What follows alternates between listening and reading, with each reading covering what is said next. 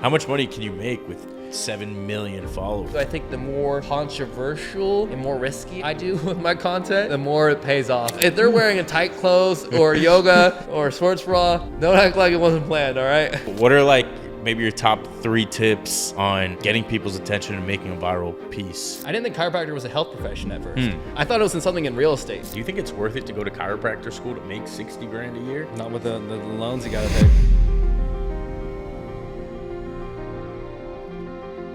We've got Jordan Estrada on. What up? Dr.Remix, episode yo. 6 of the Miami Injury Lawyer podcast. Hey, congratulations. Dr.Remix has amassed 7 million followers on TikTok. That's 6.7. 6.7 million followers on TikTok. As a chiropractor, he's really paved the way for other professionals and chiropractors and doctors and lawyers to create their own kind of content and really create their own brand, right? You're too kind. You're too kind. And he's taken this to the next level. He's had a lot of success along the way. He's been on some TV shows, cracked some celebrities, and he's working on coming out with a product as well. I can say that, right? Yes. He's working on coming out with a product, top secret, but you guys will hear about it later on. Not on the podcast, but later on. And he's just getting started. So thanks for coming on the pod, man. Thank you for having me, man. That was quite an intro. Man. Thank you, man. I was like, now I have to live up to it now. Well, now that we've hung out a couple of times, I feel like I know you pretty well. I gotta live up to this now. All right, I gotta like professional now. Yeah. Proper. No, we don't have to be proper. My posture's gotta be Be good now. They're yourself. watching. Be No, yourself. I'm kidding. All right, so let's get started, man. How did the Dr. Remix come about? Okay. So let's backtrack. Backtrack. So beginning as a TikTok, before I was even Dr. Remix, I had a fitness account, and I was actually under the name. If the OGs would know this, my fitness account name was at No Pain More Gains. Really? Yeah, No Pain More Gains. So that was, and I was teaching people, like, I would say mostly fitness industry, how to warm up before workout.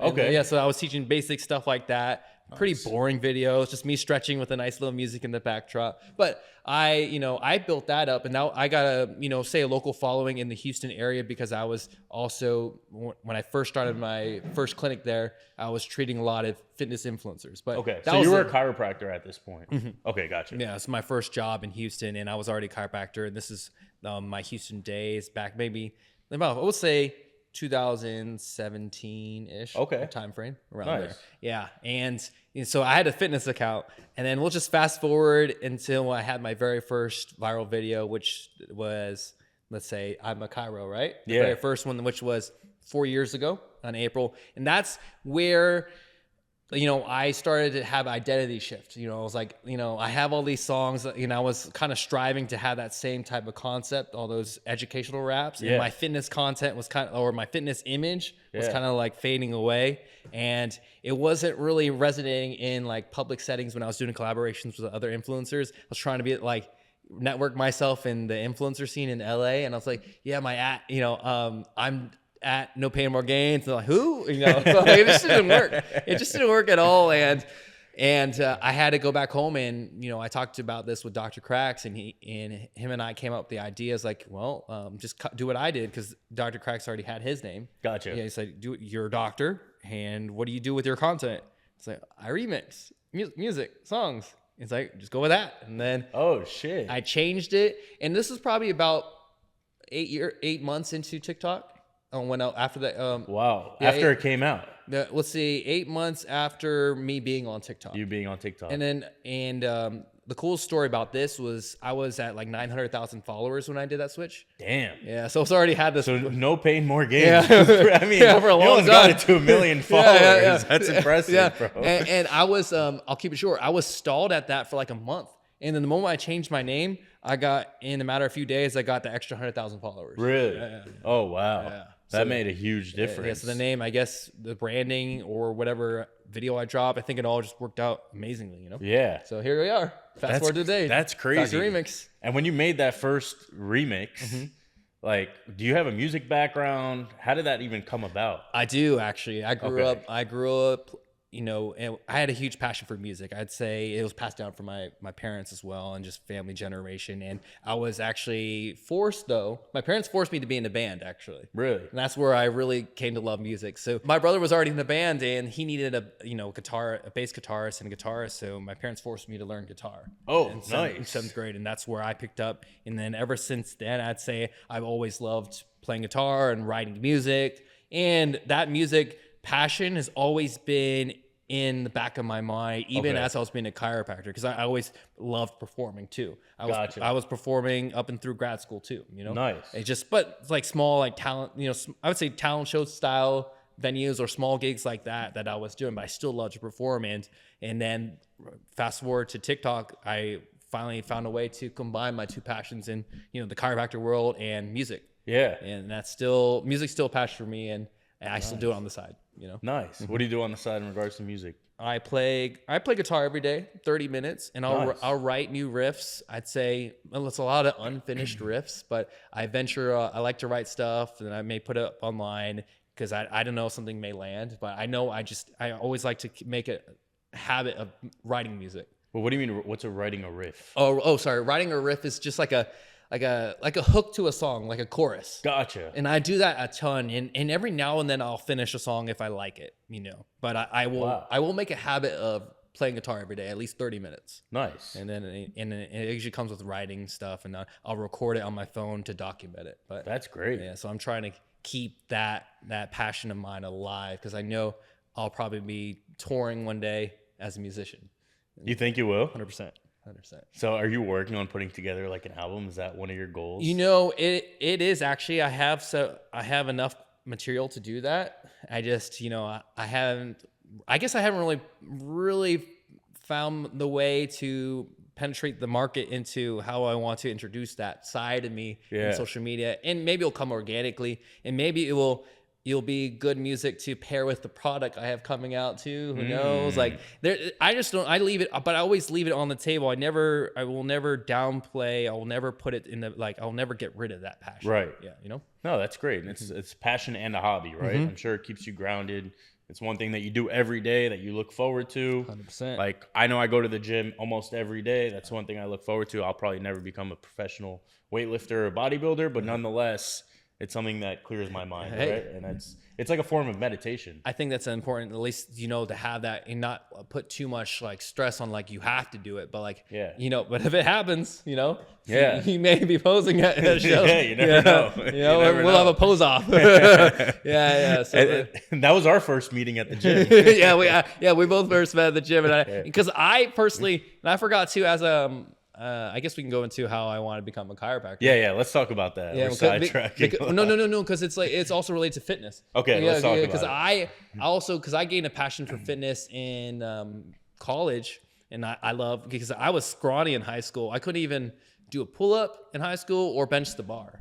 You couldn't bench the bar. Yeah. Holy shit. Yeah. So that guys, hit me a hard. bar is 45 pounds. Yeah, that hit me hard. The my boys were like dogging on me, man. I was like, I was a shrimp, you know, I was a noodle. And, you know, ever since then, I was like, I was, you know, because it was very hard for me to gain weight. So I had all these weight gainer shakes. But I was getting into bodybuilding hardcore in college. And then in powerlifting towards the end of college. And that's when I had a lower back injury doing deadlifts. Oh, wow.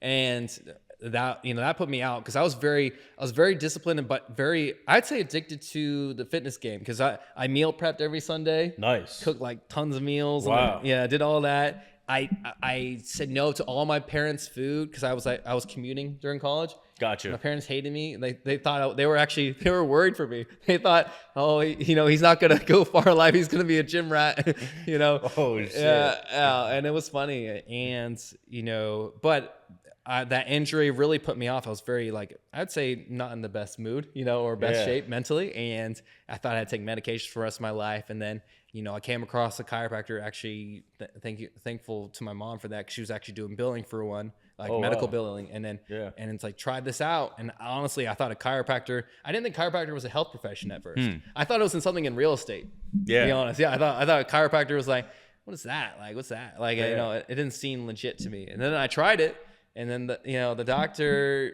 fixed me in, I think, 3 treatments, and it was like a couple weeks, and I was like, Wow. And then I realized I got back to lifting. It's like, you know what? My back doesn't hurt more. I don't take medication anymore. And it was more like, it was like a huge realization. It was more like it was like a shock, because I was just like, you realize how much life you get back. Yeah. And then it's like, I want to be able to return the favor to people in my same shoes, people in the lifting industry. And that's why I want to be a chiropractor and work in, whether it was sports or fitness and whatnot, Wow, that's nuts. What injury did you sustain while deadlifting? I think it was Is it like a strain, or do you think it was like a herniated disc? I think there was on the mix of two. I honestly think it was mostly a strain. A strain with sciatica or something like that. Right. I think it was mostly on that end, because it was mostly, I think, biomechanical as opposed, there was nothing like major, right, where they put me out. But I do think it was enough where I couldn't like bend up and down, really, without pain, and then I couldn't, of course, lift weights, pick up things,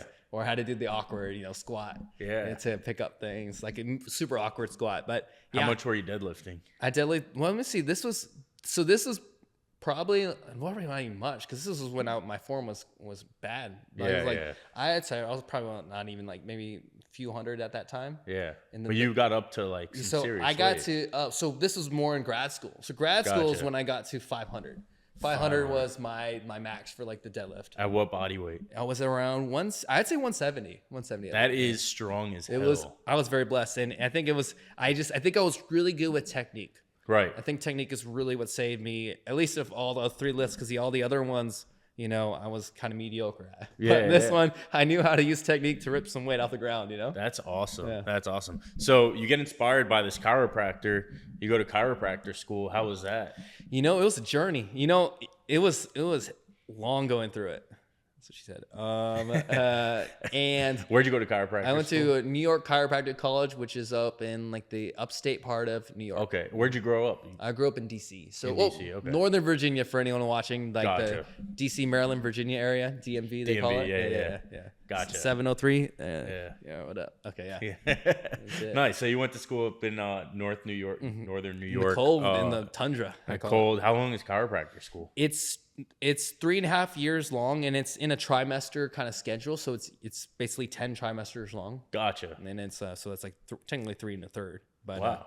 Yeah, it was long going through it, but now looking back at it, it's all a blur, right? I'm sure it's the same for your grad school too. Yeah. It's like for a blur. law school, it is all a blur. But I feel like grad school is some like the best times in your life. It was. I partied the most though. Yeah, you partied because I lived off camp. I lived away from home, because in undergrad I lived with my parents and commuted. So the only time I really partied was like if I went out to the clubs in DC. And the one time I really had fun was my 21st. And at least what I remember of it, that was my one time I blacked out, and I got escorted back to my parents' place, and then my parents still, I think, bother me about that too. They still give me shit for that. They still give you shit. You come from a traditional home, huh? Yeah, I do. That's funny.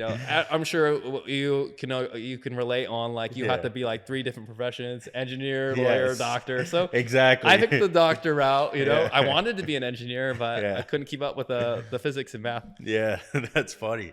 So you get through chiropractic school, 3 years.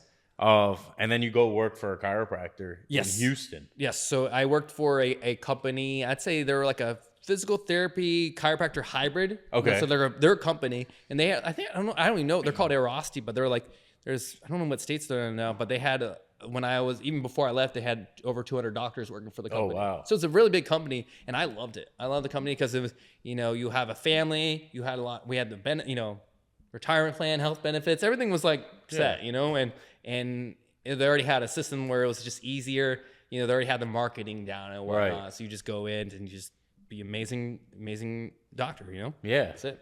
And what was your starting salary, if you're comfortable sharing that? Oh, yeah. So I think we start off at 60, yeah. 60 grand a year. Yeah. That's crazy, right? Yeah. Thinking back, like, was it worth it to go to chiropractor school? Not in your scenario, but I'm saying in general. Do you think it's worth it to go to chiropractor school to make 60 grand a year?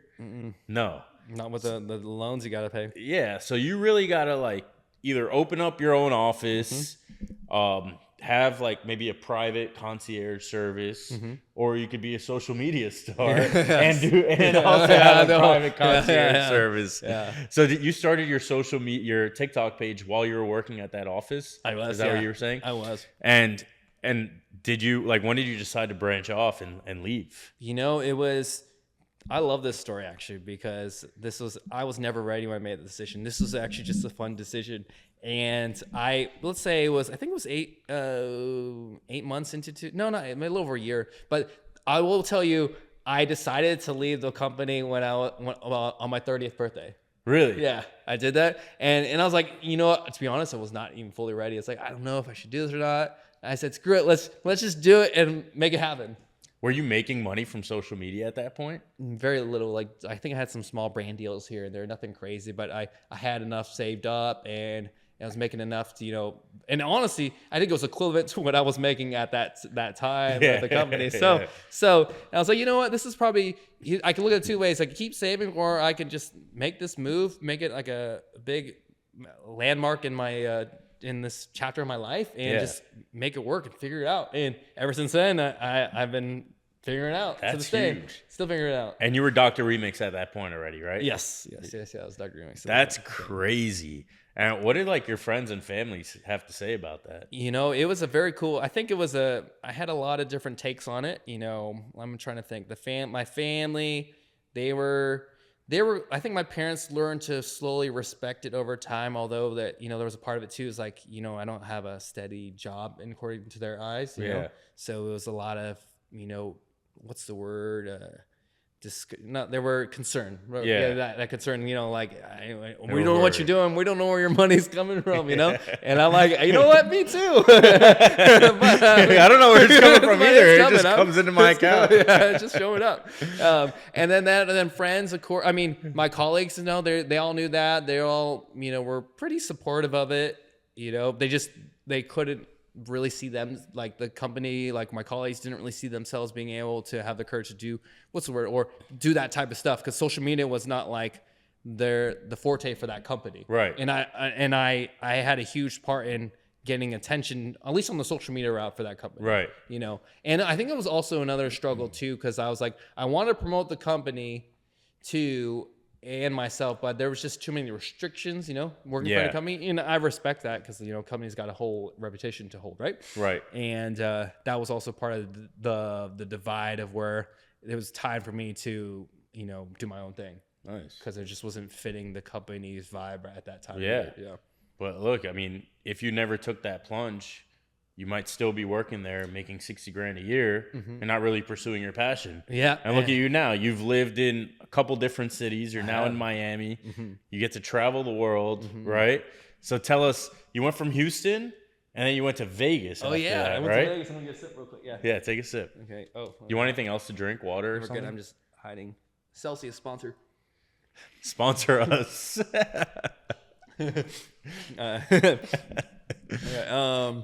What was I going to say? Okay. So Houston and then Vegas. Yes. So Vegas, I actually had a roommate at that time. We were close friends. We're both like into, you know, he was in the fitness industry too. Like nice. Fitness influencer, like online fitness coach. Nice. And we was like, you know, let's go move to Vegas. Let's try something new and, you know, be closer to LA, because I was doing a lot of collaboration and work out there. So we were like, just, you know, we have no obligations. So we just packed, moved. I drove over. I did that drive.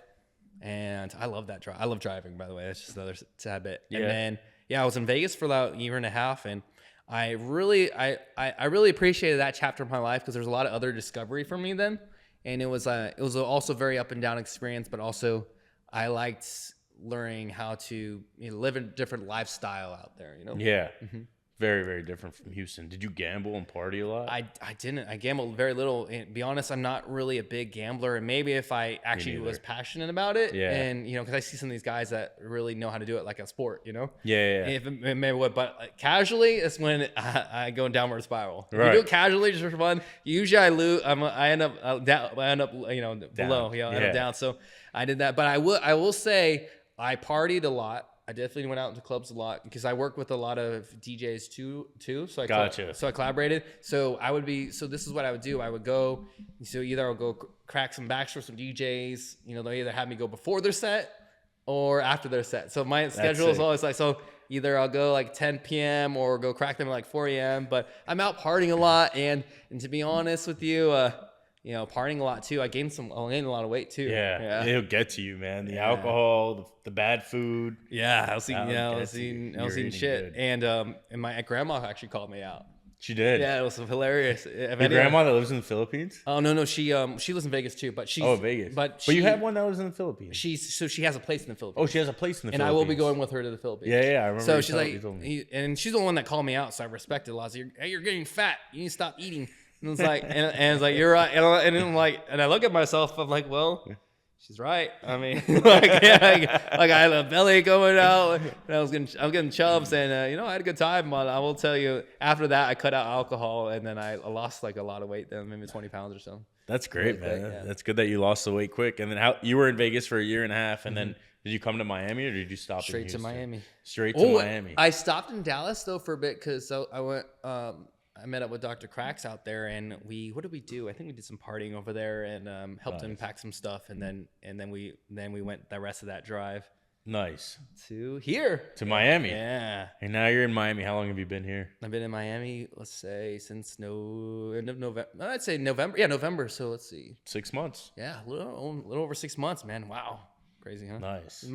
You've been out here around the same time too. Yeah, I was in Fort Lauderdale before, but I moved to Brickell about 6 months ago. Yeah, man. Isn't it just like a great place? Dude, I'll tell you, man, that I'm never leaving here. Like, I will tell you, this city really is talked up to what it is. And, you know, you hear so many things about it, but to be honest, like, this is the one city where I just want to, you know, I want to work hard. I want to thrive. I want to hustle. Yeah. And as you can see with your podcast and the people that were around, we're just like, man, yeah, there's no end to leveling up. There really isn't, dude. It's crazy. Your shirt says it right there. Yeah, never settle for less. So I can't. Never. This is the one city that I can tell you that I don't want to settle. Like I just want to keep going. Right. Just keep leveling. It pushes you harder. Yeah, because there's always something. There's always a bigger yacht. Always. There's always a bigger house. There's or there's more clout somewhere. There's always something that I have something to work towards. So I'm really blessed to be out here and be able to be a part of. I'd say a movement out here. Yeah. Oh, yeah. And to piggyback off of that, while you've been in Miami,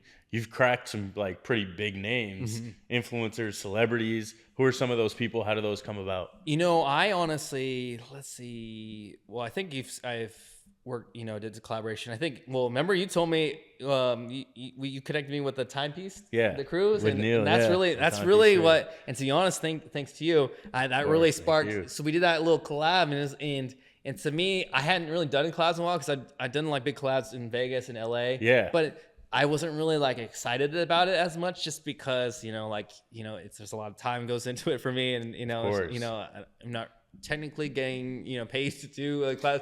And so, but it does turn around in content, right? But I will say though, I wasn't really as motivated. I wanted to figure out business wise, you know, like whether it was the clinic stuff or, you know, product, whatever. And once we did that collab, I was like, you know what? I had fun. You know, I like getting out, going to different places, and just, you know, sharing my expertise, but just like and hanging out with people. That's, to me, it's like my form of hanging out. Yeah, of course. You know, it's a win-win for everybody, and that kind of sparked it. So I hit up, you know, after we had that collaboration, was like, let me start DMing a bunch of people, let them know I'm in town, and if you need a chiropractor, I'm out here. And so there's like, we'll see. We even name like Jeff Seckinger. He's a big hedge fund guy. Eric Spofford, Lambo Rowell, and let me see who else I collaborate. The other guy, Alex G. These are all big people, I think, in the entrepreneurial space. Yeah. And then I think those are some of the names here. Who else? I'm trying to forget. And I had a bunch of DMs. Oh, didn't you crack that one lawyer, the Joey, the Miami injury lawyer? Oh yeah. That most important collab. And I'm so sorry, it was right in front of my face. You know what's funny? But you know what's funny too? Is like, because I was doing all these collabs, it's like I need to crack it too. Yeah. You know, and it says it's like custom for me. And but yes, but thanks to you, like it really like sparked me like wanting to get back. Awesome. You know, just reaching out to people again, because I think reaching out is, I think that skill set is very important for me, because I realize I still need to branch out and get more involved in Miami, you know? Yeah, without a doubt. So I'll let you take the sip. In addition to some of the Miami influencers, before that, you've cracked some like famous people, right? Who are some of those guys? Let's see. We go. I mean, Derulo is one. Jason Derulo. That's sick. Let me see. I like R&B, so I worked with Kehlani. You know Kehlani? Yeah. Yeah, Kehlani.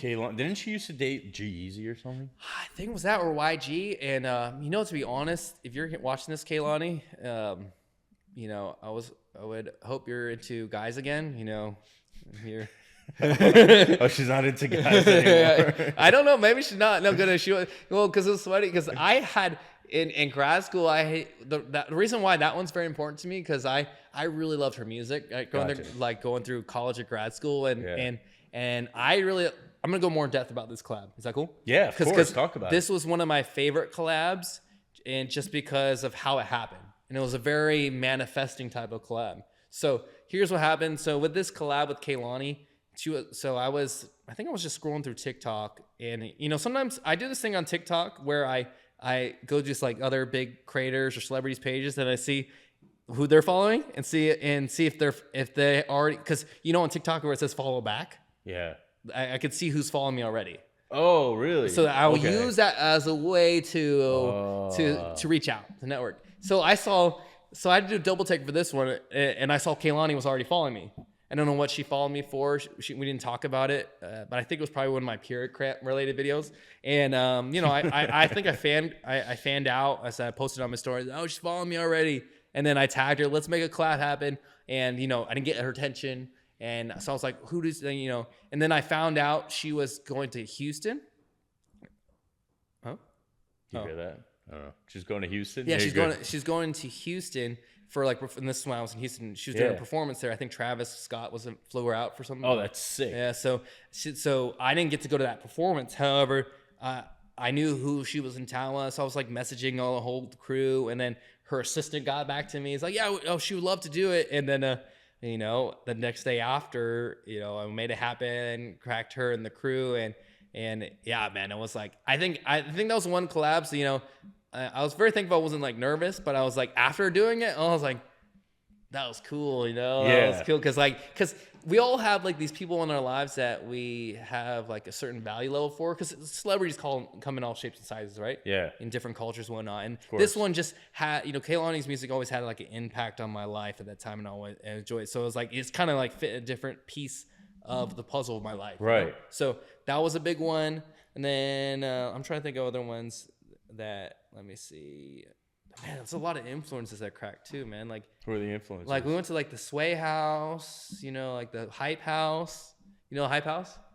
Hype House? What was the Hype House? Was that like Jake Paul or something? No, that was like the TikToker's house. Oh, okay. So like where Charlie Charlie wasn't there at that time, but like her crew, like everyone was there. Charlie wasn't there when we cracked everybody, but Ryan Garcia was there. Oh, you cracked Ryan Garcia? Yeah, yep. Damn. Yeah, so now he's a champion. I know. Well, he would have been, but he was overweight or something. Wait, so what is it disqualified or? Well, he was overweight, so he couldn't get the belt. Oh. And now they're saying something about steroids. I don't really know, to be honest with you. Yeah, the media's crazy. Huh? I don't know. I wouldn't mess with him, though. That's all I know. He's an animal. I'll just crack him. So yeah, I forgot that. That was also another one, too. I'm trying to backtrack. There's a lot. If you name a lot of the big TikTokers, what are your most memorable ones besides Kehlani? Because obviously that was a huge one. Yeah, that was a big one. I think Jason Derulo was a cool one too. And then let's see, and a lot of them too. I was, the beauty of it too. I was at a lot of these collabs too with Dr. Crack. So even whatever's on his page, I've been very fortunate to like film too. Gotcha. So. That's awesome. Yeah, so I like even it like, so if wherever you've seen from like Dr. Crack's page, I film it because I usually like, because his I like him doing certain collabs too. Yeah. Just because of his namesake. Yeah. So I'm trying to think about, but if you name any big TikToker, I'm trying to think, because I like the Sway House is one, like, so the Bryce Hall. Oh wow. Yeah. Who else in that group? Josh Richards, that crew. This was like when they were the Sway House crew. That's sick. This is like 3-4 years ago. So I'm trying to remember all, like, and then they had a bunch of like influencer parties, and then Cracks and I would be there cracking everybody. And Yeah. it was crazy. And then I'm trying to think musician wise too that you may know. I mean, I've cracked. I mean, there's smaller musicians like you ever heard of Bia? Bia, yeah. Yeah. Oh, yeah, cool. I think so, yeah. Yeah, Bia. Whole lot of money in this. Yeah. So I cracked her too in Vegas, and then there's another big Jamaican artist, Shensia is her name, and then DJ wise, I cracked a lot of big DJs, and I've cracked Justin Bieber's DJ. You know? Oh, sick. Yeah, his name's Tay James. No, Yeah. So he's got you like couldn't get Bieber? no. Yeah. I feel like that's such a risk. Yeah. Like I wouldn't even want to crack Bieber. I mean, I'm sure you're great, obviously. Yeah. at Hey, what but you no. do. Hey, But like, imagine he's I'm- like, dude, my neck hurts now. If I'm gonna get in trouble or have issues, it would be with Bieber. Yeah, for sure. I'll gladly do it. Sorry, Bieber. Yeah. So no, I got to because his DJ also performs like solo too in Gotcha. Vegas. So I will, I hit him up, DM'd him, and then we made That's a collab. sick. So Nice. in time, the Bieber one will happen. I think. Yeah. I think that's a big one. That's still on my bucket list. You got to get Bieber and like Drake. Yeah, Drake. Drake should have happened actually. So there's a couple ones that we've been in the talks with. Really? Well, at least Crack. Because Cracks has such a big image in the game, and a lot of these big celebrities like they know of Dr. Cracks because Cracks is Crack. Tyga. Oh, yeah. Yeah, he's got Tyga. He's got other big people too.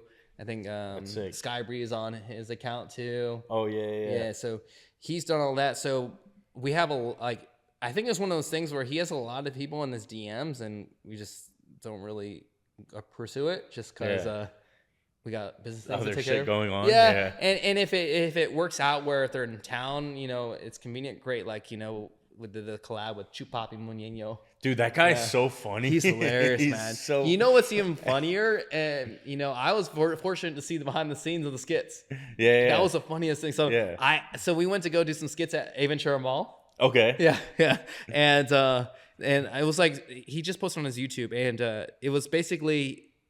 You'll see it. Basically, we're doing pranks at the entrance door. Yeah. And I had to go run away because it was just too obvious. Yeah.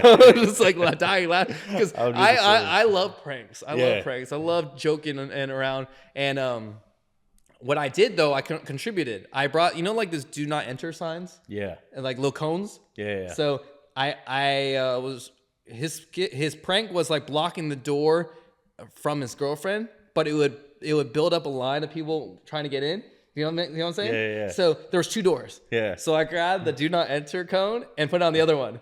So they wouldn't go to the other door. Yeah. So That's funny. Yeah. So I honestly died laughing. I enjoy his company, and I love pranks, and I commend him for doing that because he's been doing like Chupapi Muñeño as long as I've been doing I'm a Cairo. I feel Right. like. Yeah, but his is more fun, I think. Yeah. So. That's awesome. So in addition to the influencers, you were also on the Dr. Oz show, Oh yeah. right? I forgot. Yeah. How was that? Experience? That was. This is a funny one because what this happened. So how Oz found out about it. Let's see. I think his producer saw one of my videos. I had like a viral video that had like 50 million or something. Nice. And so what happened was, the producer reached out and it was like, hey, we saw your video. We'd like to do a segment for you on Dr. Oz. And then this is like in the morning. I looked at it, got an email. I was like, honestly, I wasn't really excited about it. I was like, all right, cool. And I was like, I was on Good Morning America, and I was like, wow. and I did segments on myself already, and I was on Fox for something too. But I'll be honest, I had to sit on it for like a few hours, and then like after that email, I was like, and I was like, you know what, I don't really want to do it by myself, so I called Cracks, say, yo, Cracks, you want to be on a Dr. Oz show or what? And he's like, BS, he thought it was bullshit. So thankful for him. He was like, we made like a group chat together with the producer, and then he's like, no, we got to go. Oh, we have to go to New York, have him fly us out, and rather than doing it satellite because of COVID. Gotcha. So they. Oh, this was during COVID. Yeah. So that's true. Like 3 years ago, I think. So they flew us out, and so they flew us out. and they gave us and they took care of our hotels and stuff, and they got us a driver and everything. It was fun. I had fun because it was in New York City, and awesome. I went to New York City a lot too during grad school. My ex lived in New York City, so I missed it. So this was a nice little like trip back there. And let me see. So yeah, but the Oz show was fun while it lasted. And you know what's funny too? These shows are very like robotic. They are. Yeah, they're very robotic. And I'm gonna be real with you. I don't know if they're not doing the show anymore. I think he's in politics now. Oh, really? Yeah, I think he's in politics now. So, which I'm glad. I know. I'm sure he was checked out too. But we were like, I think our show was like the last one. Like at least the last week he was doing the Oz show or the Oz shows. So it's like very scripted. Yeah, it was very scripted. And he has. I mean, I don't blame him. Like he was getting. I know he was getting a bag for just being there, just being a persona. Yeah, but he had like a crew of like 20 people managing all things everywhere, all the set and all the like little props and whatnot. Right. And it's so funny because they don't know how. They only know how to. Now they could be better nowadays, but they only knew how to function on whatever their script was.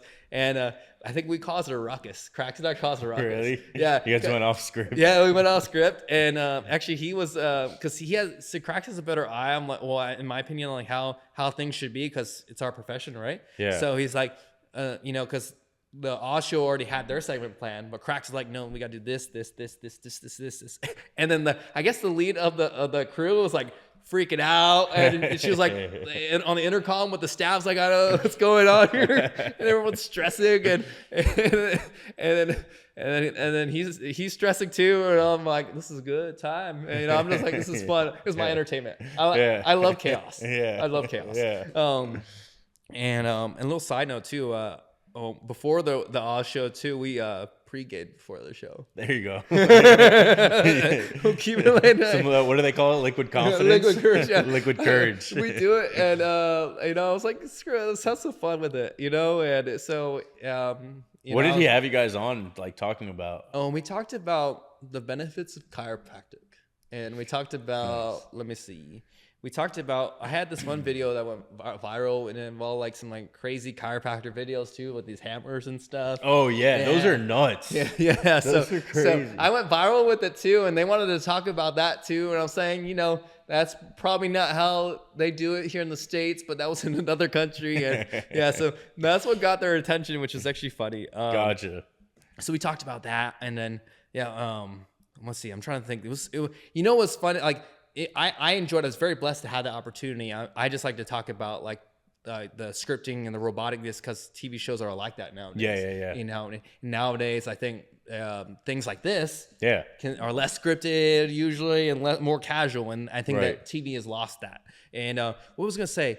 I had pink hair. Yeah, you changed your hair, huh? I had pink hair for it, and I think I purposely did that. Because I was like, what? This is my one time on a big TV show. Let's do something that's just like out there and just not like normal for the profession. Right. I don't want to look like boring. Well, no disrespect to the profession. No, boring. I didn't want to look like stereotypical. Yeah. I just want to be out there. I didn't want to look like I fit the part. Yeah. Pink hair. I think I died when my eyebrows had pink too. That's funny. You see it, and it was botched. But I had a great time, and then I think it scared Dr. Oz away from doing shows, because after that they ended the show. They really did. That was the last week. That was the last week of the show? I swear. Holy I swear shit. to you, they didn't film anymore after that. That's whether nuts. the timing was perfect or whether it was you guys caused too much chaos. Yeah, because you know what's funny too? After that show ended, the producer left too, and a lot of the crew like left, quit the jobs too. Oh my god. And I was like, you know what? Either we messed things up, or we did a good thing and let them open their eyes to more opportunity out there. Yeah, one or the other. Yeah. So I'm gonna say we did a good thing. We That's blessed them crazy. to open their eyes, because of the roboticness. Is you can only do it That's for so crazy. long, because he's been doing it for years. Yeah, for sure. And that video is on your Instagram and on your TikTok. Yeah, right? yeah. That clip, guys can the check clip, that out. the clip of me talking about what the crack sound is, and I call it a joint fart. And Got it. and what is it, like bubbles? Yeah, it's like basically air bubbles? if you don't move a joint for a while, there's a bubble in your joint capsule. Mm-hmm. And there's a joint capsule, and if you don't move it for a while, the gas will build up in there, and it causes like restrictions in range of motion. Gotcha. And then, once you either move it properly or you crack it yourself or you get cracked by a chiropractor, that gas gets released. Gotcha. And that release of gas creates that sound. Yeah. And I was like, it sounds just like a fart. Like that concept sounds like a fart, right? Yeah, that does sound like a fart. So it's like a joint fart sounds like the perfect That's term. funny. So I was like, what's funny at that term? I was like, I was kind of hesitant about saying it on TV, but I was like, we got to be funny. We got to screw this. Fuck it. You got to make yourself memorable. And I got Oz to laugh. So I was like, That's awesome. Perfect. Because I'm sure he didn't want, I was like, I'm sure he wouldn't want to hear a boring answer. Because because I had a lot of different criticism on that little explanation too. It was mostly from chiropractors, but and it was funny too. I had other colleagues like, no, you got to make sure you say this, like this, like this, like that. And like, no, this is our show. We're doing whatever we want. Yeah. They give us a script, so I got, it's like I'm doing whatever I want. And that answers the question that I was going to ask you. Is like, do you get a lot of hate from regular chiropractors? You do? I do. Yeah, I do. I think it's not terrible. I just feel like it's natural in life where when you're in that profession, people compare to other chiropractors compare to each other, who's doing what, and you just have more eyes on you, right? If you have with the following and stuff. So I do get I don't really mind it because everyone, everyone's entitled to opinion. Everyone can be their we're all chiropractors, but we all do things differently, and it's, you can keep your comments there, but as long as you're taking care of your people and you're you can say what you want, and it's not affecting me. I'm going to keep doing my thing. I just think there's more time. You should spend more time just doing focusing on growing yourself. Right, 100%. Rather than because I'm in my own path. I'm not perfect. But I'm just keep going, and I look at my path. I'm going in my path all the way, and these other people that are watching me, I really don't look at much. Right. Just so I don't mind it. I welcome it. And you're providing a ton of value on your TikTok page and your Instagram page, but specifically with those songs, right? What are some of the songs that really blew up? Let's keep it simple. The traditional "I'm a Cairo, I'm a Cairo." Yeah, that one has not died. I've tried. But you say "I'm a Cairo" and then you give them a tip. Yeah. Right. So your neck hurts. I'm a Cairo. I'll show you how to stretch it. Sit on hands and bend it. Hold for 20 seconds, then switch it. I'm a lawyer. That's sick. We just got a live performance. You got a live performance. Yeah, I can do it. Well, the funny thing is I've done hundreds of those, and that's the traditional one, and that one hasn't died. But I've done different remixes. I've done at least a few hundred different songs. Really? Yeah, but they're all like 15-second clips. Yeah, but they're all different remixes. Because before, I was trying different things. Because I've had other remixes. I remixed WAP back in the quarantine days, and that one did 20 million views. Wow. Yeah, and so I did the WAP. So I started a lot of. I started the most doctor trends of all of them, because it's a music trend. So I started the biggest ones. So I've had over 1,000 different chiropractors use, and other physios and other health professions use my songs. Really? So I've had a lot of people using it. And how does that make you feel when they use your songs? It's a blessing. However, at the beginning, I was very entitled. Yeah. I was very entitled at first. And, it's like, I was more on the side of thank you, but make sure you give me credit, Yeah. Yeah, I was in the beginning, Yeah, just in case you do better than me, and now I'm just appreciative of it. If you're still doing it, great. I haven't done it as much. Maybe I should do it more. I just get tired. I go through my phases where that song, I haven't done it so long, and I feel the pain for I feel like Chupapi Moneta will feel the same way too. How many times he has to do that. Yeah. But I realized that the good side of it is that I have something that I can always fall back to, and always know that it's always going to be, it's always going to trend somewhere. It's always going to be hit, and people always know it for me. And if that's it for the rest of my life, then I'll go through phases of embracing that song. But I've tried different remixes, and I still try different remixes because I enjoy the act of taking a mainstream song and tweaking the lyrics into a stretch. Right. It's kind of how my mind is wired now, you know? That's awesome. And how long does it usually take you to come up with a song / video? I mean, the idea, I can write the lyrics in like, you know, like a minute, and then Really? That fast? Yeah. Holy shit. Yeah, because dude. it's so natural. It's so natural. And it's usually, you know, I just need a topic, stretch, song, because the song's, you know what, 15 seconds. So it's pretty easy to write. And then recording it takes another few minutes, you know? That's nuts. And recording the actual video, maybe in editing 30 minutes to 45 minutes, and then the video, like maybe an hour long at most of that whole process. Wow, that's fast. Yeah. And it's so, because it's so natural to me now. Yeah. It's so natural to me, and to me I make it as easy as possible, because I don't use a big recording studio to do it. Yeah. You know, use your phone. It's my phone, earbuds. And in the beginning of TikToks, I was going to my closet. Really? Or my bathroom. Wow. Yeah, I go there. And now I'll do it. I still do closets, but I'll go to my car too. That's nuts. Because the acoustics are great there, you know? So yeah. So for people that are out there that are like, oh, I want to, you know, create a social media page, but I don't have all this fancy equipment. They don't need any of that. Yeah. They just need their iPhone that they're on. So no excuses. No excuses. No excuses. Yeah. I built 6.7 million followers off my phone and a ring light. 6.7 million. And you know what? The moment for me personally, I try to add some fancy shit, like some backdrops. I try to add, you know, I bought a backdrop for my clinic back in Houston. I had like fancy lighting and whatnot and cameras, and and you want to know how that went?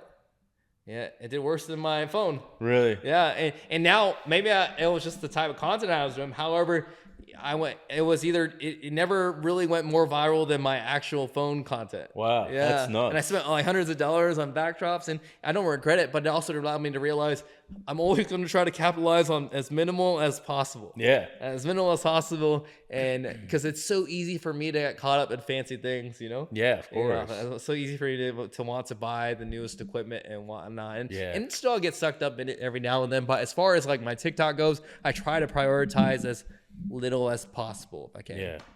That's 6.7 million followers. How many likes do you have? Do you know? I'm kind of curious. Look at that. Check it out. Let's see it. Let's see. TikTok. Oh, I'm watching your live stream. We got 131 people. Oh, really? Still in it? That's crazy. What's up, live? Sorry, live. I forgot y'all was there. 174 million likes. That's crazy. That's a lot of likes, man. That's a ton of likes. That's a lot of likes. That's a lot of. Do you ever like look at that and like it's so surreal to you that you started this, you know, with that page and now you're. Yeah, I always think, you know, to me, you know, I'm sure other influencers can kind of agree. You know, you kind of go through the motions. You forget about it too. Because it's just your normal day-to-day routine, you know. But looking back at it and trying to compare like the numbers and and I was just thinking about today, like just thinking about who's on the other side of the phone. Yeah, you know, that's also crazy too. Especially because I've had videos over 200 million views, you know? Wow. Yeah, and I have had a handful of, actually, I've had, I think, 5 videos at least. I could tell you 6 maybe that had hit over 100 million views. Wow. And I think about, and now that's all over the world, which is, it's an amazing thing. And just thinking about people on the phone, just scrolling and seeing that video, how many people are just popping up and saying Dr. Remix there. And it's a cool thing, you know, I've amassed over 1 billion views overall, and it's a cool thing that I had some type of impact on the world in some way. Yeah, and I have that, and I can continue to do that. And this platform, I'm sure, has done it for a lot of influencers, giving people open people's eyes to wow, I can really get my voice out there. And nowadays, it's even better. Not easier, but more accessible. Right. So yeah, all you need is your phone. Does that ever make you nervous about the content that you put out? You're like, holy shit, 7 million people are going to see, or even more are going to see that. Depending on the content, I'd say, I get nervous every now and then because I'm risky with my content. But sometimes I'm just screw it. I'm more willing just to test things out, and it goes viral. If it flops, it flops. Screw it. To me, on to the next thing, trying to, but I'm not as hesitant to post something controversial as it was, in the beginning of TikTok. Early on. Because I found that every time I like break my mental barriers in those things, it goes viral or it does good. And then you just you go through a little bit of a weird, controversial period. You can call it internet canceling, and then you're fine, and then forget about it. I think people, because I've had some controversial videos, and those are all just like, they are phases, Right. That's awesome. And do you get recognized a lot in public? It's not like I wasn't certain, like in Vegas, I was a good bit, maybe like once every week or two. LA was a good amount. I think Houston was a ton. Here, I'd say at most maybe once a week or so. If I'm out, and especially if I'm out here more too. But to me, it's like there's so many big influences out here, and I want to, be able to get out there more and be more involved and be more tapped in the city. But overall, I think most of the time people will spot me at clubs and stuff. Really? Yeah, I think it's because I think not many people will stop you if you're an influencer or some sort, unless you're like an A-list celebrity or something. But if you're lit, they're like, your video. It's because even me too. Like I may be be stubborn to approach somebody. Unless it's somebody I want to do a collab with, of course. Right. Yeah. So that's true. Yeah, but I will say most of the time I feel like it ends up at the club too, because we're all just like lit and we're like, you're a chiropractor. Lit. Dude, my nephews recognized you. I was like, yo, I worked out with this chiropractor the other day. They're like, no way, Joey. And then I FaceTimed you. And they pull out their phone. They're like Snapchatting their friends. Oh, really? My uncle's friends with Dr.Remix. Oh, man, that's hilarious. What's up? Yeah, you've developed a huge, younger following, too. It's a blessing, yeah.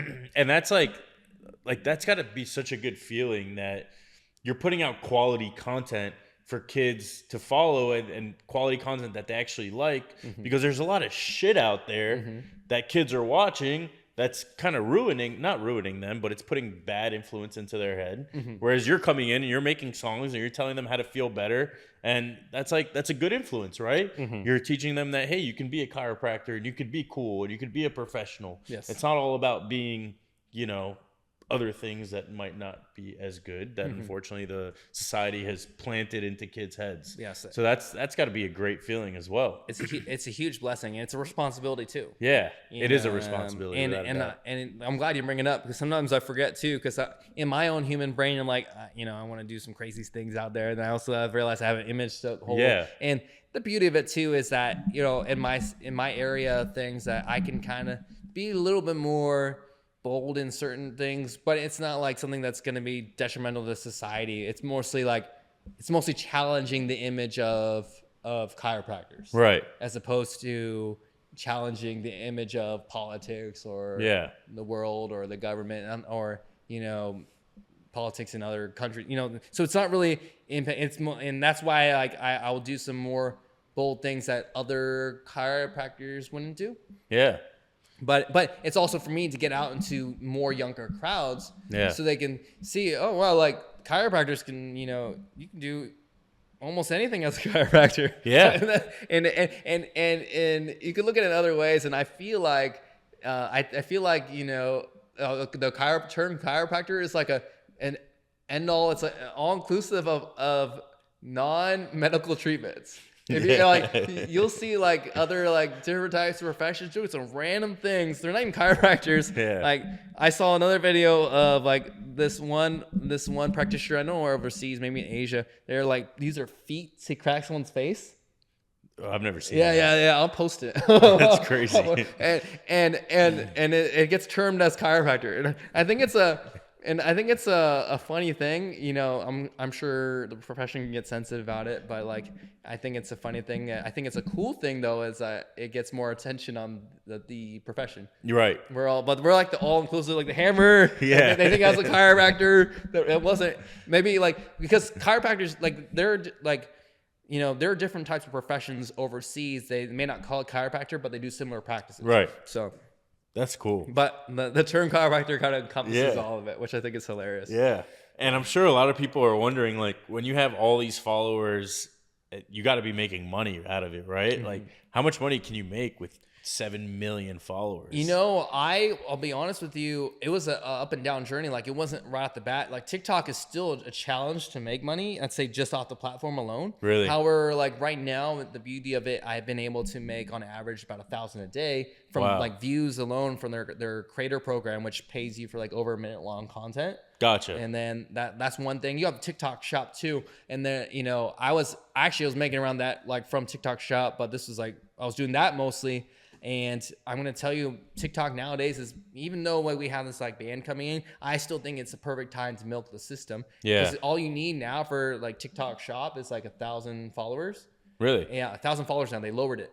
Wow. And you can, and I see people, not just me. I'll get on TikTok Shop once I've dropped my product, but people just affiliating with other products, making like, you know, profit, you know, close to $1,000 a day plus, you know. Yeah. And I do think it's a great platform now. However, TikTok was very, you know, slow and low as far as income goes, and I wasn't really, you know, I was making more money from like sponsorships, Gotcha, and brand deals before in the early days. Gotcha. And to be honest with you, it was always an up and down journey, and I'm still in this journey of figuring out where it is. But I think, you know, with 7 million followers, depending on where your followers are and what kind of niche you are, you can have leverage in many ways. Because I think, you know, my 7 million followers in a different niche could be either better or worse or as far as how much you get paid. And you know, and I'm on that mission to figure out on my end how to turn the 6.7 million followers into $6.7 million,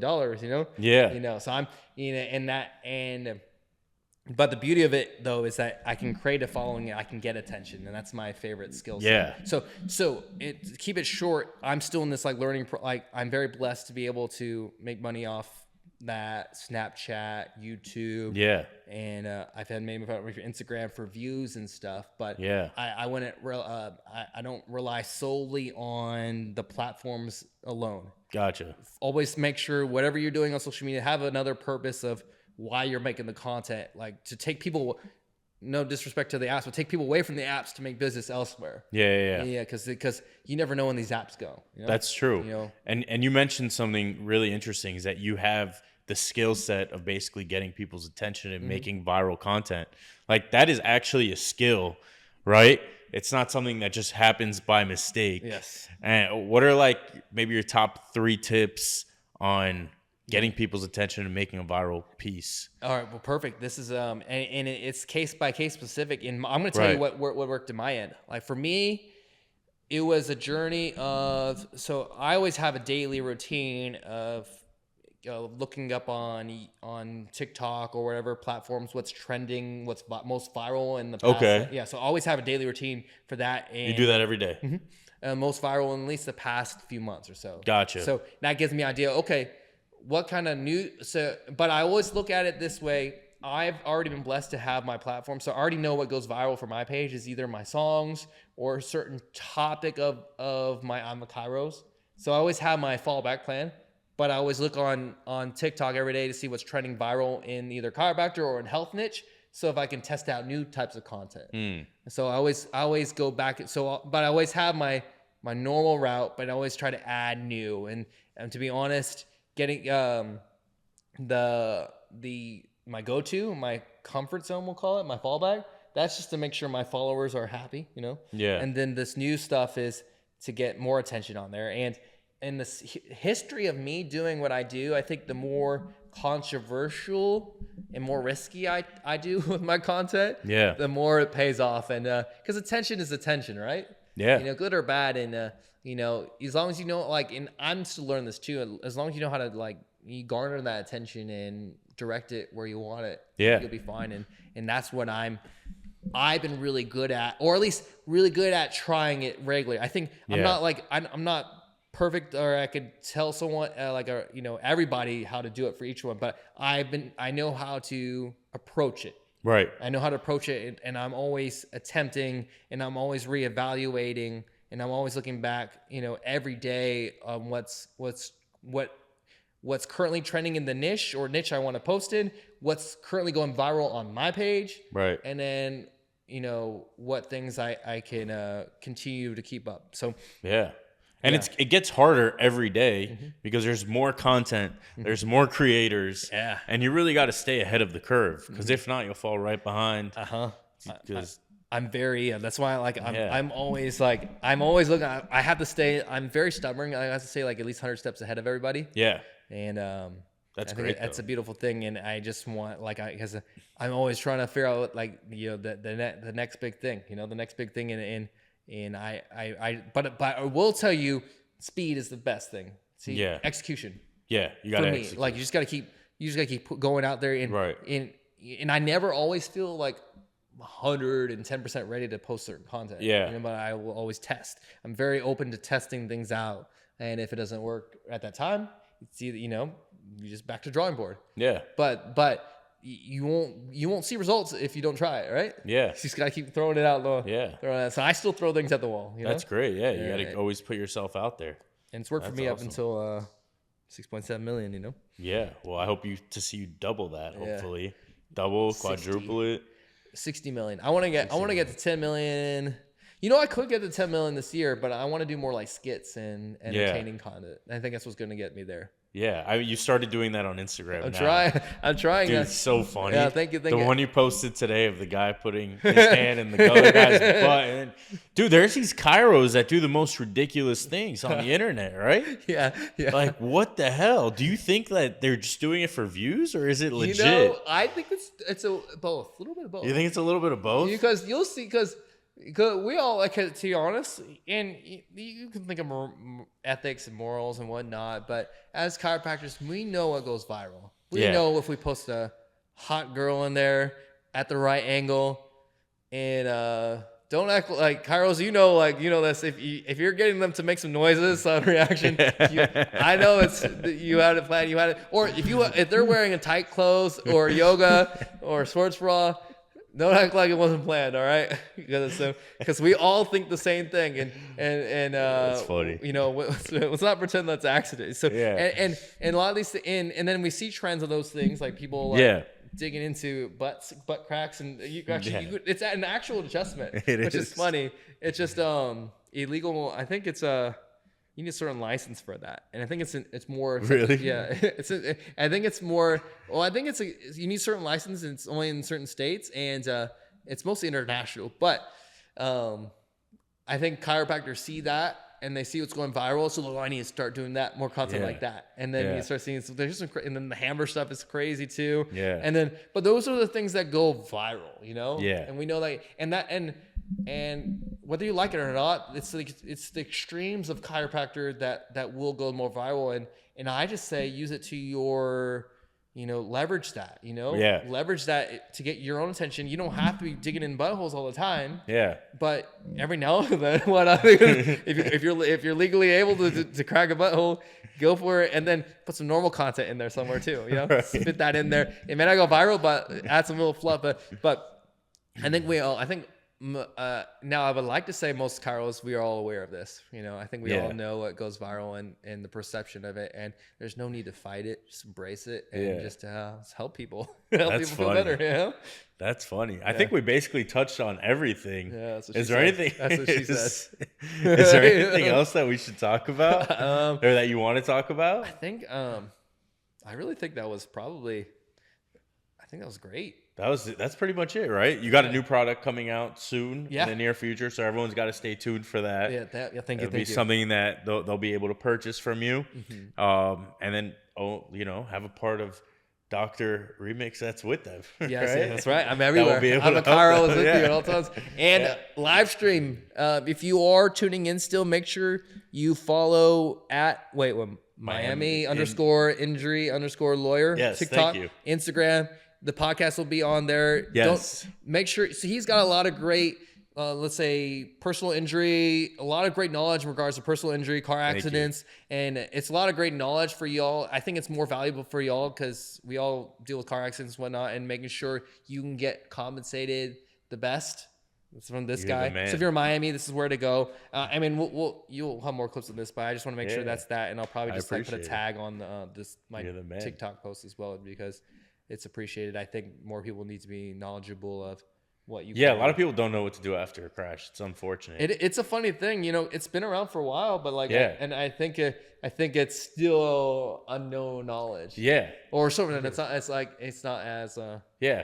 mainstream. And I think we have it in our profession too, certain things. Yeah, 100%. And that's why I'm trying to go crazy with certain, like doing comedy and stuff, like, because we got to find, I think you and I have to find a different angle to hit the audience Yeah. to get them to learn some of that stuff. Right. Sometimes you can't just flat out tell them, if you get in a car accident, this is what you do. You Right. know, it won't go viral. I mean, man. No, not really. You gotta be more creative. You're right. And so, I might start doing songs, dude. Yeah, do I'm songs. a lawyer. Hey, I'll make you one. I'll make you a song. Oh, I did tell you I was gonna make you a song. I did make a song. And, yeah. Oh yeah, I did make one. Yeah, yeah. I think you did. Yeah, we could do one. We could do one. We gotta do a song. We can do one right here. Like, screw, we got good lighting right here. Yeah, I can record it. We can do it right here. We'll do it after the podcast. Okay, yeah. I'm down, Okay. actually. All right, so that pretty much wraps up the podcast, right? Yeah, that wraps up the Miami Yeah. Injury Lawyer podcast, guys. Follow Dr. Remix on TikTok, Snapchat, MySpace, Instagram, MySpace, Tumblr, Zanga. You know Zanga? Yes. Yeah, TikTok. Just do a Dr. Remix on TikTok, On TikTok. and you can go from there or whatever. Yeah, and if you guys are watching this podcast on YouTube, like, comment, subscribe. If you're watching on Spotify or Apple Podcasts, rate it, like it, share it. There's a ton of value in this. This was a pretty funny episode too. It was awesome. So thanks for coming on. Thank you, bro. Man. It was fun. It's always Thank fun, you. man. Yes. Thank you, man.